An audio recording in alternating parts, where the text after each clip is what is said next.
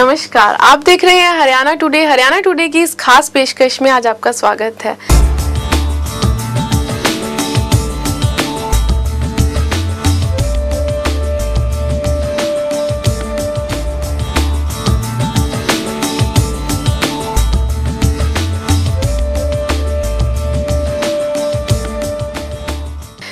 अगस्त, आज का दिन है 20 अगस्त। 20 अगस्त को एक बहुत बड़ी महान शख्सियत का जन्म हुआ। भारत में उन्होंने जन्म लिया और हमारे भारत के लिए बहुत कुछ किया। जी हाँ, बिल्कुल सही सोच रहे हैं। 20 अगस्त को जन्म हुआ राजीव गांधी जी का। 20 अगस्त 1944 को मुंबई में एक महान शख्सियत ने जन्म लिया, एक बहुत बड़े राजनीतिक परिवार में, इंदिरा गांधी के परिवार में, जवाहरलाल नेहरू के परिवार में राजीव गांधी का जन्म हुआ। इंदिरा गांधी के पुत्र। एक सपना है, तो क्या उनकी किस्मत में लिखा था राजनीति में आना? जी हाँ, उनकी किस्मत में ही लिखा था राजनीति में आना। उनके खून में भरा हुआ था ये राजनीति का गुण। शायद सबसे जरूरी एक मनुष्य का मूल उसके मनुष्यता पर नापा जाए, उसके जन्म पर नहीं, उसके जात या धर्म या भाषा या प्रांत, उससे नहीं।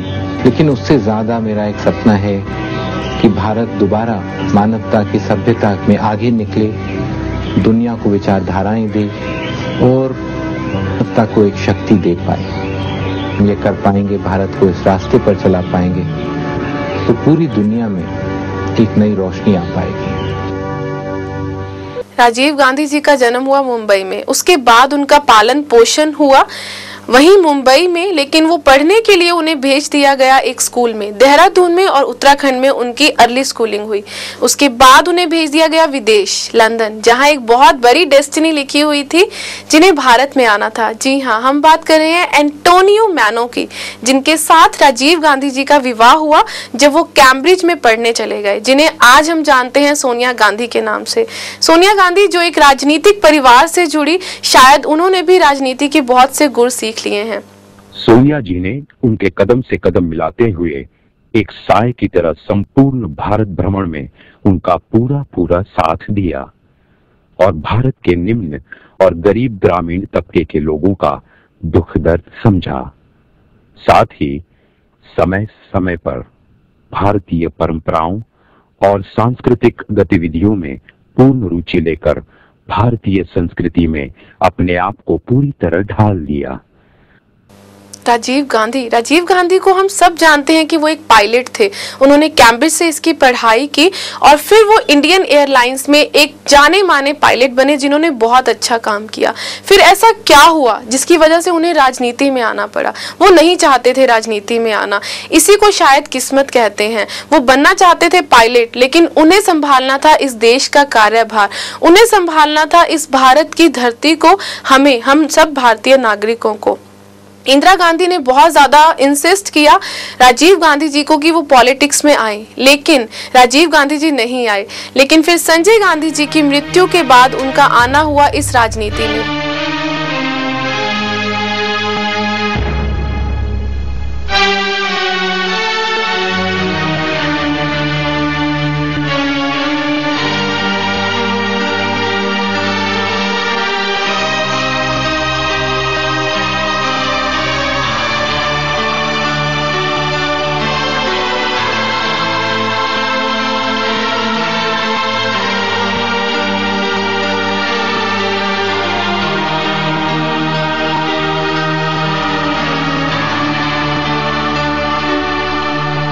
राजीव गांधी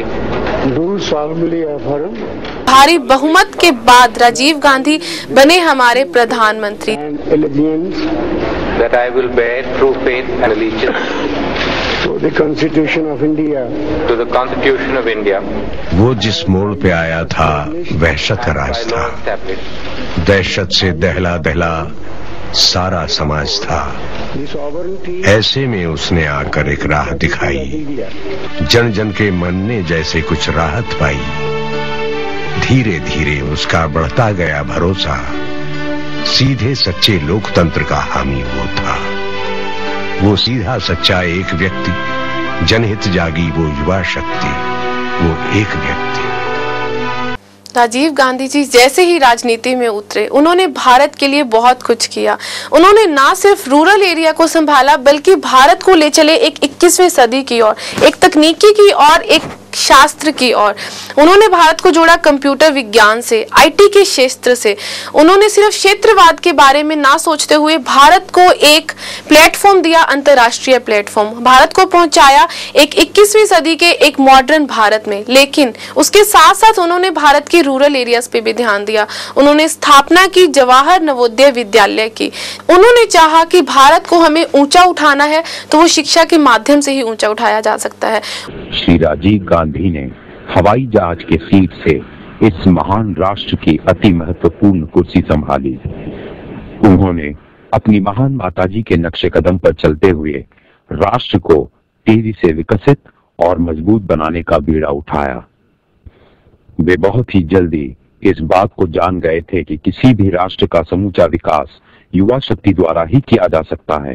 राजीव गांधी ने एक नारा दिया, मेरा भारत महान। इस नारे को सार्थक करने के लिए उन्होंने अपनी जान की बाजी लगा दी। पड़ोसी राष्ट्रों से सूझबूझ के साथ संबंध सुधारे। उन्होंने पाकिस्तान की प्रधानमंत्री के साथ दोनों राष्ट्रों के हितों की बात चलाई, जिससे दोनों राष्ट्रों में अमन कायम हुआ। श्रीलंका में उन पर हुए प्रहार के बावजूद वहां की शांति प्रक्रिया में योगदान दिया। कांग्रेस संगठन में जान फूंकने के लिए उन्होंने युवाओं को अधिक से अधिक राजनीति में आने का मौका दिया। साथ ही मताधिकार की उम्र 21 वर्ष से घटाकर 18 वर्ष कर दी, जिससे युवा देश की उन्नति में बढ़ चढ़कर हिस्सा ले सके।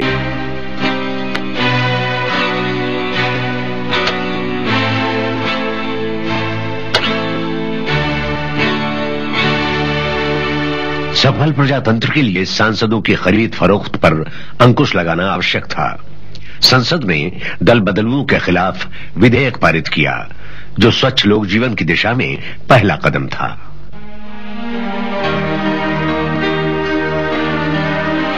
उसने यह भी महसूस किया कि शासन तंत्र जनसाधारण की आवश्यकताओं के अनुकूल नहीं है। तंत्र ने आवश्यक परिवर्तनों का डटकर विरोध किया था, जबकि उसे जनता की सेवा और परिणामों के प्रति जिम्मेदार और जागरूक होना चाहिए था। संरचनात्मक परिवर्तन जरूरी थे। एजेंडा का मुख्य मुद्दा था नौकरशाही से पैदा हुई अड़चनों को दूर करना। Biggest problem is discipline. Discipline in every sphere. Discipline on the street, on the road, discipline in public, and at a much higher level, discipline by various governments, central government, departments, state governments, and this is where we have to tighten up. Our administrative system must become more goal-oriented. A new work ethic, a new work culture must be evolved in which the government is result-bound and not procedure-bound. Reward and punishment must be related to performance. I want to tell all those involved in this task that if they work with integrity and dedication, they will have full protection from outside pressures and interferences. न्याय प्रणाली में गति लाना भी प्रमुख उद्देश्य था। गरीब को कानूनी सहायता दिलाना तो शुरू भी हो चुका था। One of the most important aspects of law in India is an instinctive respect for the law that we have in our people. We have become a very litigious people, and almost everything seems to be taken to courts. The result is tremendous arrears. The Lok Adalats have made a major breakthrough in this. The government has given and will give full support, not just to the Lok Adalats, but to other schemes which you might think of to streamline the process and quicken justice to the people who need justice. Rajiv Gandhi ji ने इतना कुछ दिया कि आज भी हम उनके नाम को जानते हैं। उनके नाम को हम जानते हैं Rajiv Gandhi international airport, Rajiv Gandhi petroleum institute, Rajiv Gandhi school, Rajiv Gandhi मार्ग, राजीव गांधी सद्भावना अवार्ड। तो ऐसी बहुत सी चीजें हैं जिन्हें राजीव गांधी के नाम से हम जानते हैं। तो ऐसी महान शख्सियत जिन्होंने हमारे भारत के लिए इतना कुछ किया, आइए एक नजर डालते हैं किस तरह से उन्होंने अपना विशेष योगदान दिया हमारे भारत को ऊंचा उठाने के लिए। आइए देखते हैं। भारत को तकनीकी रूप से विकसित और मजबूत राष्ट्र के रूप में दिखाने के लिए उन्होंने 21वीं सदी के भारत का सपना युवाओं को दिखाया और देश में कंप्यूटर क्रांति को जन्म दिया। चाहे खेल कूद हो या विश्व के विभिन्न मंचों पर भारत की बात रखना हो, राजीव जी ने ये भार अच्छी तरह उठाया। हमारी सबसे बड़ी उपलब्धि हमारा लोकतंत्र है। इसे हमें बचाना है, मजबूत करना है। हम एक होकर मंजिलें चढ़ें, भारत को महान बनाएं। धन्यवाद। मेरे साथ जोर से बोलिए, जय हिंद, जय हिंद।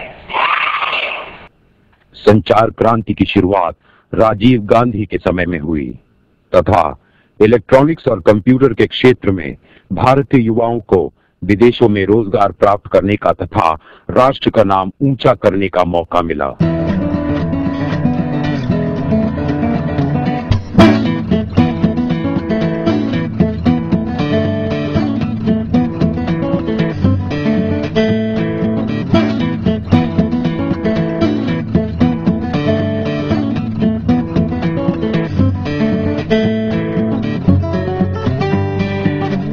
अगस्त 1944 को जन्म लिया राजीव गांधी ने, लेकिन शायद हमें ये मालूम ना था कि एक ही दिन में वो हमें छोड़ के चले जाएंगे। 21 मई 1991 को अटेंड की उन्होंने अपनी लास्ट सभा। इस 46 साल के छोटे से जीवन अंतराल में उन्होंने बहुत कुछ कर दिखाया और अपना नाम भारत में रोशन किया। तो क्या हम इतने बड़े जीवन काल में कुछ नहीं कर सकते? तो हमें तो सिर्फ यही शिक्षा मिलती है कि जिंदगी छोटी नहीं है, पल बहुत हैं। अगर हम करना चाहते हैं तो जिंदगी के एक पल में भी बहुत कुछ कर सकते हैं। तो राजीव गांधी के जीवन से यही प्रेरणा लेते हुए हम सब भारतीयों से, हम सब सिरसावासियों से यही प्रार्थना करते हैं और यही आशा करते हैं कि हम अपने जीवन के हर एक पल को इसी महान कार्यों में लगाएंगे और अपना और अपने देश का नाम रोशन करते रहेंगे। सो राजीव गांधी जी को प्रणाम है। आइए देखते हैं उनका जीवन काल और उन्हें अर्पित करते हैं हमारी श्रद्धांजलि के फूल। श्री राजीव गांधी की अगुवाई में भारत लगातार तरक्की कर रहा था।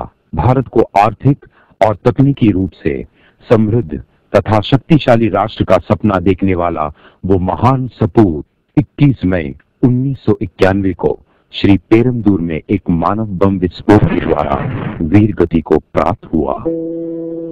सोनिया गांधी और आम कांग्रेस जन के लिए ये बहुत बड़ा आघात था, क्योंकि इंदिरा जी के बलिदान के बाद दूसरा बलिदान सहने का साहस किसी में नहीं था।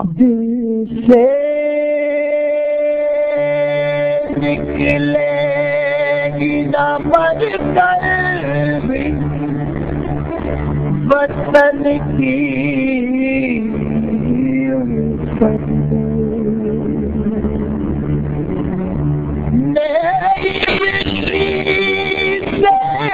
खुशबू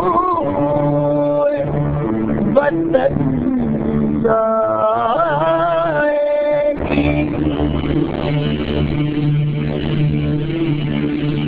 तो अंत में मैं यही कहना चाहूंगी कि आज के इस 20 अगस्त के महान दिन की, राजीव गांधी जी के जन्म पर्व की आप सब सिरसा वासियों को लाखों लाख बधाई हो और आप देखते रहिए हरियाणा टुडे। मैं हूं पूजा, मुझे दीजिए इजाजत। नमस्कार।